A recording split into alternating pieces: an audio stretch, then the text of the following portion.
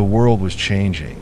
Winter had always come and gone, an unrelenting tide that swallowed the land and then receded. But this winter was different. It did not come in whispers of frost or flurries of snow. It came with footsteps, silent, unnatural, unyielding. It came with death. The first White Walker had risen. His awakening was not a moment, not a single breath stolen from the past. It was a wound cut into the world, deep and unhealing. Far beyond the known lands, in the darkness of the frozen north, something stirred. Ice cracked. Shadows moved where no living thing should walk. And in the stillness of the cold, a force older than kings, older than men, took its first steps toward war. A war that would not be fought for crowns or honor. A war that would not be won by steel or fire. A war that would end in silence. The gathering cold. They did not march like men.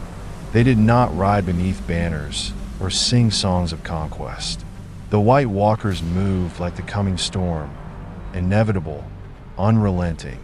They were few at first, whispering ghosts in the endless snow, lurking beyond sight.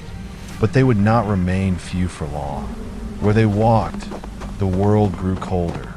And where they touched, the dead did not stay dead. One by one, they turned the fallen.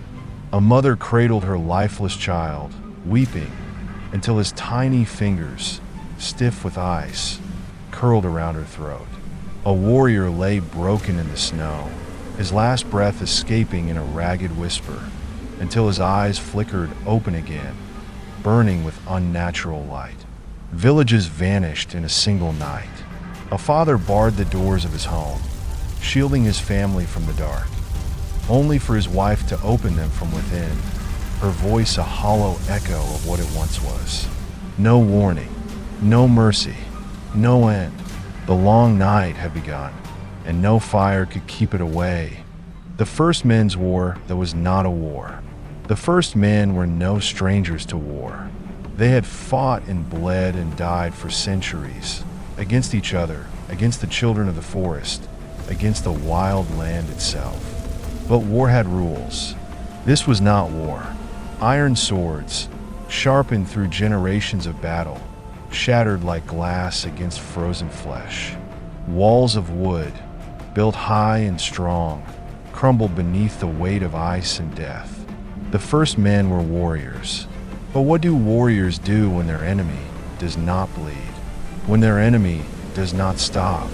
They ran, one by one. Their settlements were swallowed by the cold. A village would vanish, and the wind would carry only silence where once there were voices. A clan of warriors would ride out to meet the enemy, and only their horses would return, riderless, hollow-eyed, touched by frost. And the dead? The dead marched, the desperate packed. Fear spreads like fire, and in the final strongholds of men, fear had taken root. The leaders of the first men gathered in their last great halls. Once, these halls had been filled with the sound of feasting, of boasts and laughter.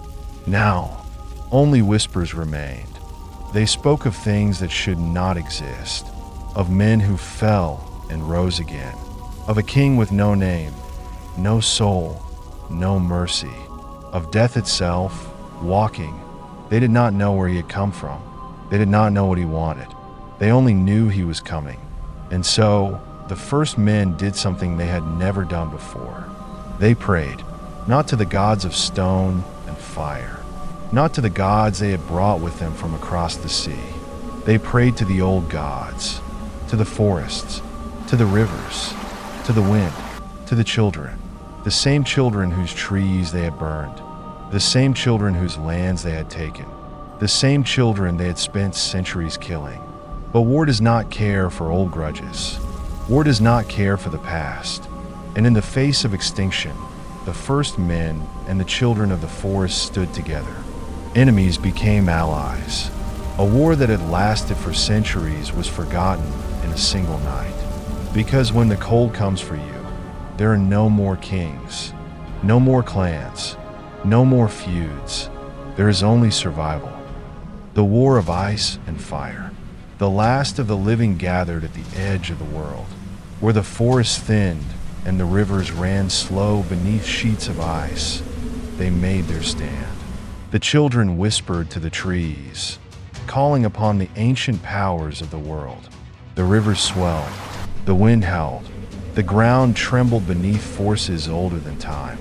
The first men, bloodied but unbroken, wielded blades of dragon glass, learning too late that only the black stone could slay their enemy. But the White Walkers did not fear fire, and when the battle began, it was not a war. It was a slaughter. The air froze with every breath. The ground shattered beneath their feet. Blades of ice clashed against weapons of men and magic alike. The first men fought. They fought until their arms failed, until their legs could no longer carry them.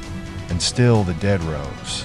The children of the forest, who had lived for 10,000 years, who had seen the world before men, before fire and steel, began to die. One by one they fell, their magic, their knowledge, their very existence fading into the night. And so they made one last sacrifice. The wall, a barrier of ice and magic. The children did not build castles. They did not forge swords, but they had magic. Magic as old as the earth itself. And so they sang. Their voices rose into the frozen sky, echoing through the mountains, through the forests, through the very bones of the world. They whispered to the ice. They called upon the wind, and the world answered. The wall was born, a barrier of ice, a fortress of magic, taller than any tower, stronger than any kingdom. It would stand for 1,000 lifetimes. It would keep the dead from the world of the living. And the White Walkers, the army of death, the Night King himself, were cast beyond it. For the first time since he had risen, he stopped. The dead did not march. The winter ended.